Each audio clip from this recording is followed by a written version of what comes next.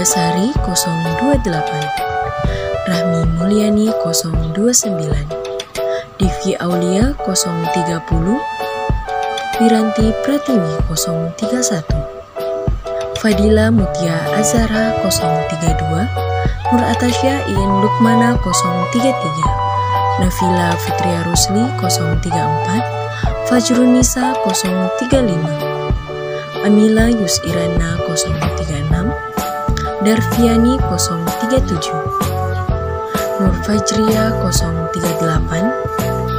Adriano Fahri 039, Syakila Dwi Bayangkari 040, Nur Inaya Saleh 041, Reski Aulia 042, Fadila Ulfa Salsabila 044, Nurul Fakria 045, Rizkia Nazir 047, Hijriya 048, Munirate 049, Nawal Ulfia 050, Nur Ilmi Apriliani Dwi 051, Neni Anggrianingsi 052, Maulidia 053, Sintawe Putri Arianti. Migrasi metabolisme penting pada jangka panjang. Gula darah, glukosa, bukanlah sebuah inert dan lembut, melainkan biasa digunakan untuk komponen diet kita. Glukosa adalah racun. Kronis tinggi kadar gula darah menyebabkan protein denaturing dan pengembangan kebutaan. Neuropati dan kerusakan ginjal biasanya juga disebabkan oleh diabetes. Kemudian kadar gula darah tinggi menyebabkan peningkatan sirkulasi trigliserida dan bertanggung jawab pada penyakit kardiovaskular. Sekali lagi, integrasi metabolisme dan kontrol oleh hormon-hormon dan metabolik biasanya memiliki efek samping gula. Terdapat beberapa common key dalam perantara metabolisme.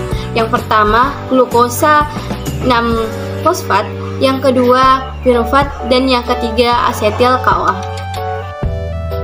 Pada jaringan endokrin pankreas mensekresikan insulin dan glukagon, hormon-hormon yang bekerja secara antagonis untuk mengatur glukosa darah. Bagian endokrin pada pankreas terdiri atas sel-sel tulang Langerhans yang mensekresikan insulin dan glukagon. Kadar gula darah yang tinggi merangsang pelepasan insulin yang meningkatkan pengambilan seluler glukosa, menggalang pembentukan dan penyimpanan glikogen di hati, dan merangsang sintesis protein serta penimbunan lemak. Kadar glukosa darah yang rendah dapat memicu pelepasan glukogen yang dapat meningkatkan glukosa darah dengan cara merangsang pengubahan glikogen menjadi glukosa di dalam hati dan peningkatan perombakan protein dan lemak. Adapun peranan hormon insulin pada sel-sel berikut. Yang pertama itu mentranslokasi dari GLT4 transporter ke plasma dan melahirkan atau memasukkan sintesis glikogen, glikolisis dan sintesis asam lemak. Yang kedua itu mengontrol sutra masukan seluler secara jelas, mencolok adalah glukosa di otot dan jaringan adiposa. Yang ketiga, meningkatkan replikasi DNA dan sintesis protein melalui kontrol dari serapan asam. Yang keempat, memodifikasi aktivitas dari banyak. Yang kelima itu meningkatkan sintesis glikogen. Insulin memfasilitasi masuknya glukosa ke sel otot. Kadar hormon insulin yang lebih mudah menyebabkan sel hati mengkonversi glikogen menjadi glukosa. Peranan hormon insulin pada sel, di mana poin yang berikutnya yaitu meningkatkan sintesis asam lemak, yaitu hormon insulin memfasilitasi lemak dalam darah ke jaringan adipose, yang kemudian akan dikonversi menjadi trigliserida. Akan terjadi sebaliknya apabila hormon insulin kekurangan. Kemudian Poin yang berikutnya yaitu menurunkan proteinolisis, di mana proteinolisis ini merupakan mengurangi kekuatan pemecahan protein. Apabila kekurangan hormon insulin, maka terjadilah pemecahan protein. Kemudian yang berikutnya adalah menurunkan lipolisis, kemudian menurunkan gluconeogenesis, dan yang terakhir adalah meningkatkan ambulan atau serapan amino asam. Proses pembentukan insulin. Insulin merupakan hormon yang terdiri sama amino yang dihasilkan oleh sel beta kelenjar pankreas dan benar normal jika sel beta terdapat rangsangan sintetis dan kemudian disekresikan ke dalam darah sesuai dengan kebutuhan tubuh yang diperlukan. Regulasi glukosa darah. Regulasi glukosa darah yang baik disatukan dalam hormon glukogen yang disekresikan dari sel alfa kelenjar pankreas. Sintesis insulin dimulai dalam bentuk prepoinsulin atau prekursor hormon insulin pada retikulum endoplasma sel beta. Dengan bantuan enzim peptidase, prepoinsulin mengalami pemecahan sehingga terbentuk proinsulin yang kemudian dihimpun dalam gelembung-gelembung dalam sel tersebut. Di sini sekali lagi dengan bantuan enzim peptidase, proinsulin diurai menjadi insulin dan peptidase yang keduanya sudah siap untuk disekresikan secara bersamaan melalui membran sel. Bagaimana peran glukogen sebagai efek metabolisme? Yang pertama, glukogen bekerja terutama di hati. Tempat hormon ini dapat menimbulkan berbagai efek metabolisme pada metabolisme karbohidrat, lemak, dan juga protein.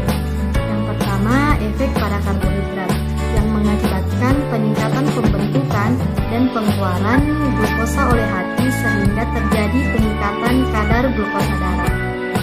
Glukogen menimbulkan efek hiperglikemik dengan menurunkan sintesis glikogen, kemudian meningkatkan glikogenelisis dan dapat merangsang gluconeogenesis. Bagian beta nomor 2, efek pada lemak, mendorong pengurusan lemak dan menghambat sintesa trigliserida. Glukosa meningkatkan pembentukan keraton atau granulosis di hati dengan mendorong perubahan asam lemak menjadi beta-hatolis. Yang ketiga atau bagian yaitu protein. Glukosa menghambat sintosa protein dan meningkatkan pembentukan protein di hati. Stimulasi glukosa linesis juga memperkuat efek protein glikogen pada metabolisme protein di hati.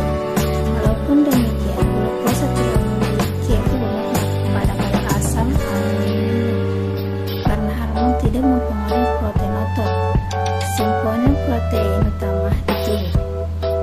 Perubahan yang terjadi pada tubuh saat berpuasa itu berbeda-beda tergantung berapa lamanya Anda berpuasa. Nah, secara teknis, tubuh memasuki fase puasa setelah 8 jam makan terakhir, di mana usus selesai menyerap zat gizi dari makanan tersebut. Kemudian pada kondisi normal, glukosa dari makanan tersimpan di dalam hati dan otot sebagai sumber energi utama. Kemudian sebelum memasuki fase puasa, di mana tubuh akan membakar sumber energi ini sehingga Anda dapat melakukan kegiatan seperti biasanya. Setelah glukosa habis, lemaklah yang menjadi sumber energi selanjutnya. Tubuh Anda yang tadinya membakar glukosa kini beralih melakukan metabolisme lemak saat berpuasa. Dengan kata lain, puasa bisa membuat tubuh Anda dapat membakar lemak. Jika lemak habis, tubuh terpaksa memakai protein sebagai sumber energi. Nah, penggunaan protein sebagai sumber energi sehat karena protein yang dipecah berasal dari otot. Pembakaran protein lama-kelamaan bisa membuat otot menjadi kecil dan lemah. Namun, pada puasa Ramadan Anda hanya berpuasa selama 13 hingga 14 jam.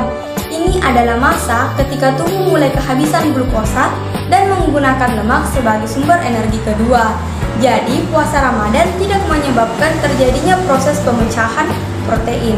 Proses metabolisme lemak justru bermanfaat bagi tubuh karena dapat menurunkan berat badan dan kolesterol darah.